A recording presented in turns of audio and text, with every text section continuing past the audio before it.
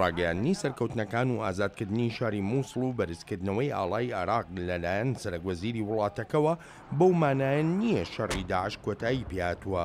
وەک سەرکردە لەشکریەکان باسی دەکەن هێشتاش ناوچەی تر ماون لە ناو شاری مووسڵدا ئازاد بکرێن.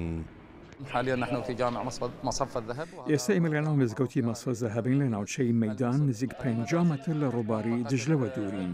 هێزەکانمان بە شوێن جیهادیەکاندا دەگەڕێن کە لەناو ژێرزەمین و مەغڵەکاندا خۆیان شاردووەتەوە و زۆربەشیان تۆرۆریستانی بیانین. لەگەڵ پیرۆزباییەکەیان لە عێراقیەکان بۆ سەرکەوتنەکان لەم شەڕی مووسڵدا، بەڵام هاوپەیمانەتی نێونەتەوەیی بە سەرکردایەتی ئەمریکا ئاگاهیش دەدا سەبارەت بەوەی شەڕی تری قورس لە پێشن.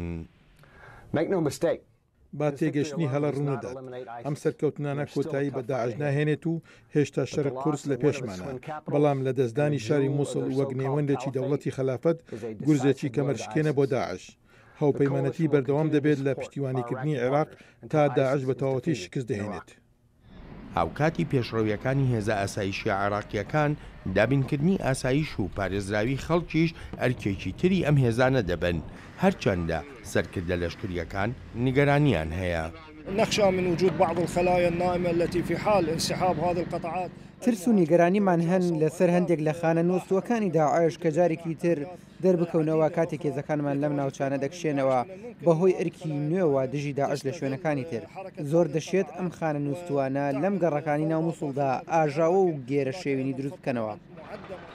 دوا بە دوای نزیکەی 9 مانگ لە کردە لەشکریەکان بۆ ئازادکردنی مووسڵ، شویکەرەوە دەڵێن هێشتا زوو بۆ ڕاگەیاندنی سەرکەوتنەکان و هەروەها باسیش لەو سەختیانە دەکەن کە بە دوور نازانرێ ببنە قەیرانی نوێ لە قۆناغی پاش داعشدا. لەگەڵ مانەوەی هەندێک لە داعشەکان و لەگەڵ هەبوونی خانەکانی داعشدا، هاوکاتی هەبوونی بەرەنگاربوونەوەیکی تون لەلایەن داعشەوە، ڕاگەیاندنەکە نەگونجاو بوو، پەلەی پێوە دیار بوو. ئەم ڕاگەیاندنەش لەسەر متمانەی و ڕاستی هەواڵەکە دەکەوێت.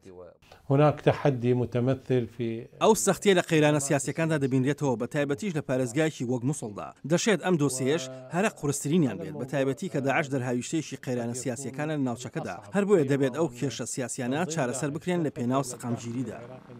بەهۆی شەڕەکانی ئەم نزیکەی نۆمانگەی ڕابردوو لە مووسڵ، بەشێکی زۆری شارەکە وێران بووە و بە سەدان هەزار کەسیش ئاوارە بوون. نەتەوە یەکگرتووەکان ئاگاهی دەدات سەبارەت بە بەردەوامی کارەساتە مرۆییەکان. The recovery of Mosul is a significant step in the fight against terrorism and violent extremism. ئاوادانکردنەوەی مووسڵ هەنگاوێکی ئەژگار گرنگە لە شەڕی دژی تێرۆریزمدا. نەتەوە یەکگرتوەکان پاڵپشتی حکوومەتی عێراق دەبێت بۆ ئەو ئەرکە مرۆییانی لە پێشیدان و ڕەخساندنی زەمینەیەکی لەبار بۆ گەڕانەوەیکی خۆبەخشانی ئاوارەکان و جێگیرکردنی سەروەری یاسا و هەروەهاش ڕێگەگرتن لەوەی جارێکی تر توندوتیژی ڕوو بدەنەوە. نەتەوە یەکگرتوەکان داواش لە حکوومەتی عێراق دەکات تا ڕێز لە مافەکانی مرۆڤ بگیرێ لە مووسڵ و ناوچەکانی دەوروبەریدا، و لە هەمان کاتیشدا سەرکەوتنەکانی مووسڵ بە خاڵی وەرچەرخاندا دەنێت و هیواش دەخوازێت ئەو پێشێلکاریانەی لە 3 ساڵی ڕابردوودا کراون چیدی درێژەیان پێنەدرێن.